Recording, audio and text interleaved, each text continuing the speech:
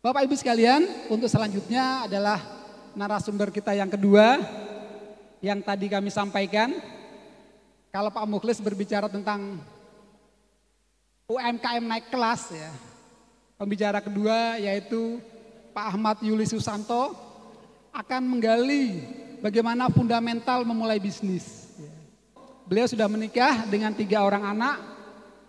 Saat ini bisnis beliau dari PT Masus Kita United, kantor ada di Semarang dan di Batang. Semarang ya, di Semarang beliau. Lalu PT Yuan Adam Energi. Nah ini Yuan Adam Energi kantornya sekitar 300 meter dari sini kira-kira itu. PT Yuan Adam, lalu Apotik Berlian Batang dari 2013 sampai sekarang. Lalu juga PT Madinah Iman Wisata Semarang, Batang. Lalu CV Karya Inspirasi Indonesia Batang, dan yang baru Apotik Bima Sakti. Kepada Pak Ahmad Yuli Susanto, waktu kami persilakan. Silakan Mas Yuli. Bismillahirrahmanirrahim. Assalamualaikum warahmatullahi wabarakatuh. Alhamdulillah wa syukurillah wassalatu wassalamu ala rasulillah amma ba'du. Terima kasih untuk waktunya Mas Haji. Yang pertama, saya sebagai putra daerah yang lahir di Batang mengucapkan jazakumullah khairan katsira untuk semua yang telah dilakukan oleh PMB menginisiasi seluruh kegiatan ini, yang bagi kami yang orang Batang itu seperti disadarkan bahwa Batang itu ternyata hebat, Batang itu keren, Batang itu pokoknya potensial. Tepuk tangan untuk Kabupaten Batang. Masya Allah ini.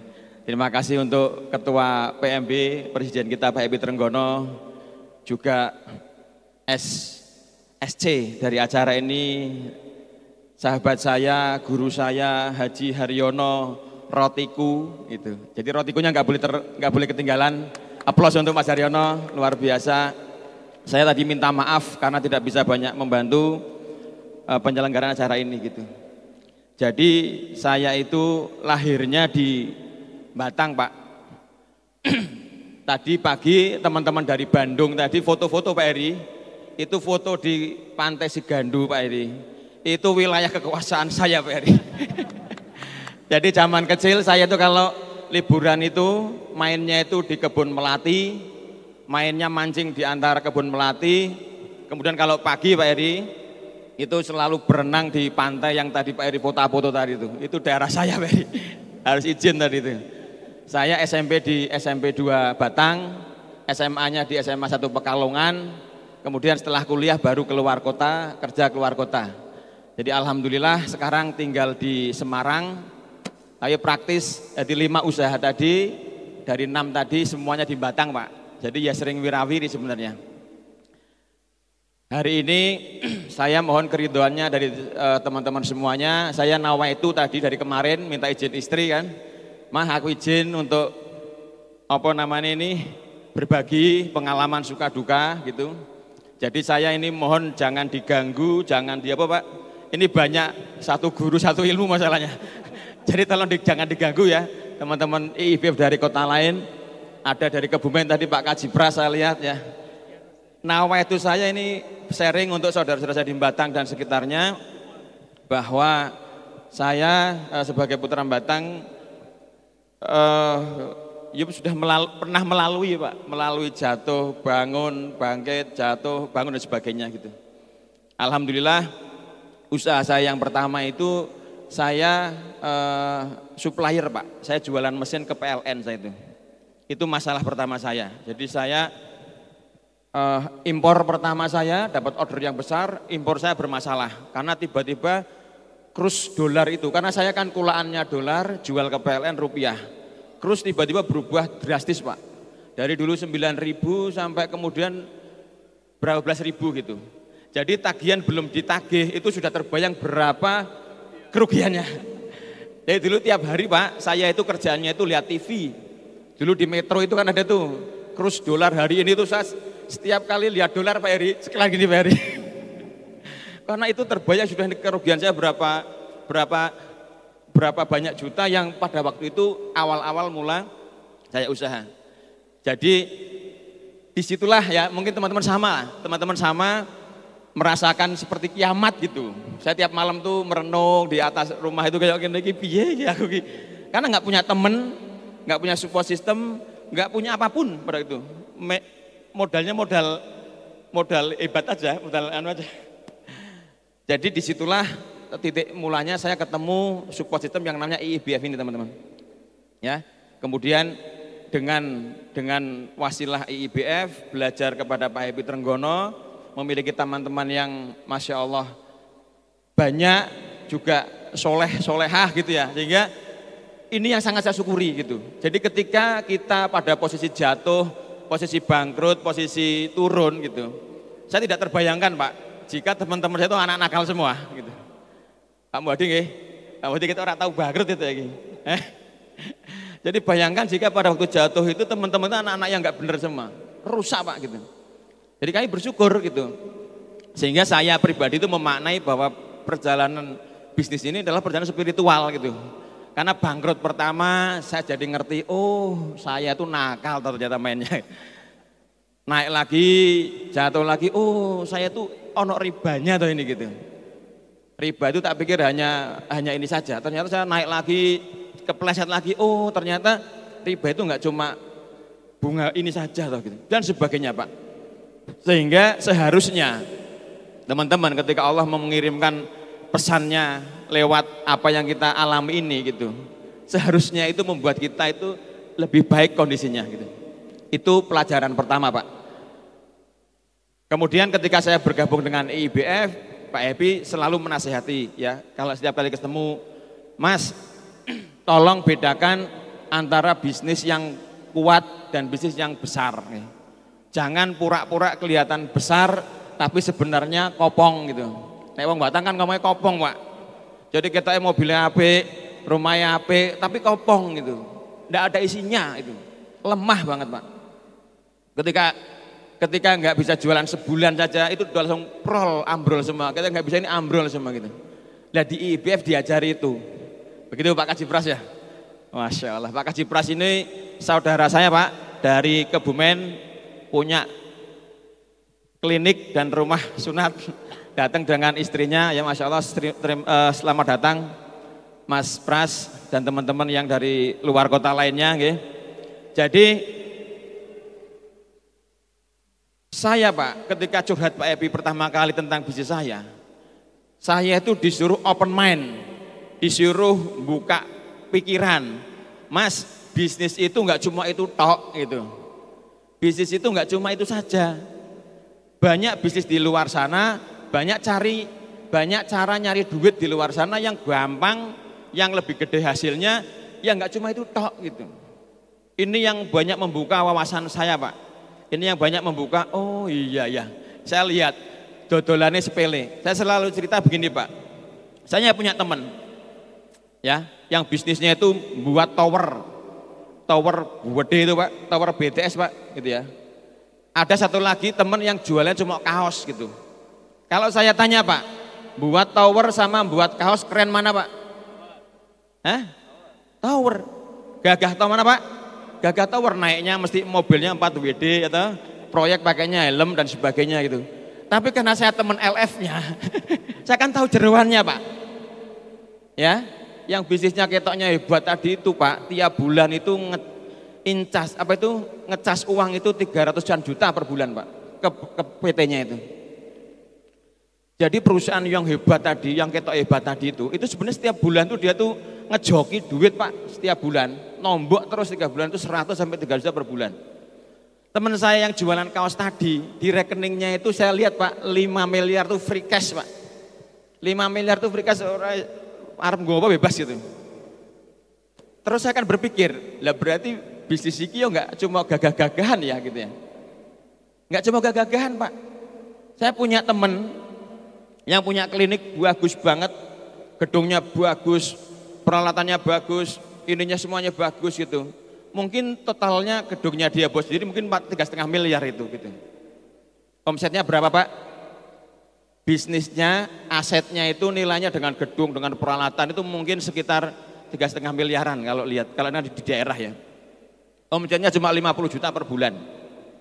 Pak, teman saya Pak, bisnis apa itu namanya itu konveksi. Konveksi tidak punya mesin jahit, tidak punya sablon, tidak punya apa namanya itu bordir ya. Omsetnya podo Pak, 50 juta per bulan. Hebat mana Pak? Hebat mana? Ya toh? Modalnya 3,5 miliar, omsetnya 50 juta. Ini ono bisnis yang cuma modalnya itu totalnya 20 juta untuk dia ini. Karena dia jahit di sana, nyablon di sana. Itu omsetnya sama 50 juta. Jadi sing ketoke tadi itu hebat ya. Besar, bagus, ternyata kopong Pak. Lah di IBF kita diajari itu gitu. IBF kita diajari bagaimana kita bisa membuat bisnis itu bisa kuat. Kuat itu ada 3 Pak. 1 kuat secara konsep, 2 kuat secara tim, dan 3 kuat secara finansial itu. Jadi itu parameter kuat Pak. Kalau bisnis kok gampang ditiru orang ya. Saya dulu ingat Pak, ketika saya pertama kali buka apotek di Batang, Mas Sofar ini kan teman LF saya. Tanya, Mas Willy, jenengan buka apotek Mas. Misalnya besok pagi tiba-tiba jenengan melek Mas, di sebelah kanan tuh berdiri Kimia Farma, terus di sebelah kiri berdiri K24, jenengan juk ngau Mas. Itu saya ingat Mas Sofar lali cok Karena itu saya kan dielingan. Kan saya ditantang kan, anu kan. Saya bilang, Mas, ini nggak bisa, saya bilang. Ini nggak bisa. Kenapa? Karena regulasi itu. Peraturan IAI di Kabupaten Batang itu Pak, tidak boleh buka apotek jika jaraknya itu harus sekian. Jadi itu namanya bisnis itu bisa kuat Pak, bisa secara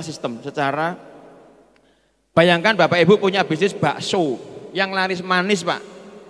Ya, bakso sudah dibangun bertahun-tahun, laris manis dan sebagainya, tiba-tiba besok pagi tangi turu melek jebret Pak. Sebelahnya ada bakso, free wifi, free cukur rambut, free pijet, harganya luwih murah, enak banget Pak. Hancur Pak gitu ya. Sehingga hari ini Bapak Ibu saya pengen berbicara bagaimana kita harus punya fundamental bisnis yang kuat Pak. Untuk membangun bisnis Pak, untuk membuka bisnis itu syaratnya cuma 3. Makanya saya tadi kan bisa teman-teman lihat ada beberapa usaha itu. Pokoknya 3 ini terpenuhi, iso buka bisnis gitu. Iso buka bisnis, iso tok tapi. Yang pertama, how to sell. Bagaimana dodolane. Nek teman-teman tuh membayangkan, iki aku mau bisnis snack ya, dodolane carane tak taruh di toko-toko snack, carane ngene, carane mungkin online off dan sebagainya gitu. Teman-teman ngerti cara dodolan itu berarti sudah menjawab 1 pertanyaan. How to sell, bagaimana cara menjual. Yang kedua, how to operate, siapa yang akan menjalankan.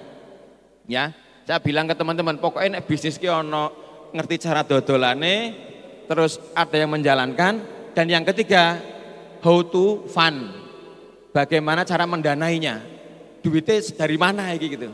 Asal 3 pertanyaan terjawab mesti bisa dibuka. Gitu.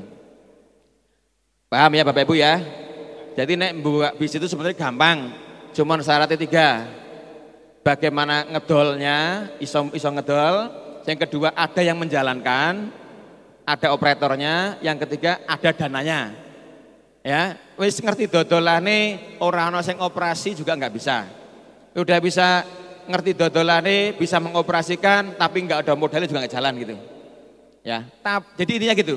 Kalau hanya membuka bisnis Bapak Ibu, 3 itu sudah bisa terbuka. Tetapi untuk membuat bisnis itu bisa kuat, bisa sustain, bisa bertahan lama dan sebagainya, itu ada syaratnya lagi Pak.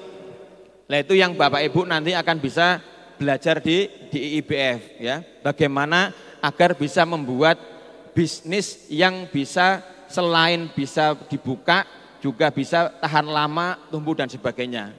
Saya punya cerita Pak, dulu saya punya rewang ya, rewang itu berarti apa itu ART wong Purwodadi Mas Pak. Itu orang Purwodadi ke tempat saya. Memutuskan resign jadi ART di tempat kami gara-gara apa Pak? Gara-gara dia sekarang beternak jangkrik. Beternak jangkrik Pak. Setiap hari Pak. Jadi di rumahnya itu belakang itu pokoknya dari ruang tengah dipotong itu belakang itu semuanya kandang jangkrik Pak. Setiap hari pekerjaan dia itu panen jangkrik, diwadahi karung, terus dinaikkan mobil apa itu dari Purwodadi itu Garuda Mas ke Jakarta. Setiap hari Pak, panen, kirim, jadi sukses kan? Jadi sukses menjadi peternak jangkrik Pak. Tiba-tiba Pak, tonggone sak kampung podo meri kabeh Pak. Wah gampang kayak, Mbak siapa kayak? Namanya aku lali siapa? Mbak Yatmi kayak bisnis jangkrik saya ki sukses ngono kayak. Tak tiru carane Pe. Akhirnya Pak, singkat cerita sak kampung dodol jangkrik kabeh Pak. Akhirnya jangkrik ora payu, regane murah, sekarang Mbak Yatmi itu sudah tidak sukses lagi tadi. Itu namanya bisnis yang bariernya itu terlalu tipis gitu. Jadi gampang ditiru Pak. Jadi kalau membuat bisnis itu sekalian dipikirkan bagaimana biar tidak gampang ditiru gitu. Ya. Sudah kelewat Mas Haji? 2 menit lagi ya. Nanti saya kalau ada waktu ya akan menjelaskan bagaimana biar bisnis itu rodok gayeng gitu Pak. Tidak cuma bisa buka saja tapi tidak bisa berulang tahun di tahun pertama. Bisa buka saja tapi tidak bisa berulang tahun di tahun kedua. Okay? Di IBF ada ilmunya Pak dan saya sangat bersyukur sekali menjadi bagian dari keluarga besar IBF. Karena semua diajari Pak. Jadi kita tuh percaya diri. Nek misalnya kok wis melaksanakan semua ilmu-ilmu IBF ya kan. Sombong kadang-kadang kan, tak pakai ilmu marketing, pakai ilmu digital, pakai ilmu semuanya pakai Pak. Kok durung payu juga gitu. IBF juga punya ilmunya lagi Pak. Jadi kita sudah memakai semua ilmu duniawi ini. Kok si urung payu, dodolan umroh ora payu misalnya Pak.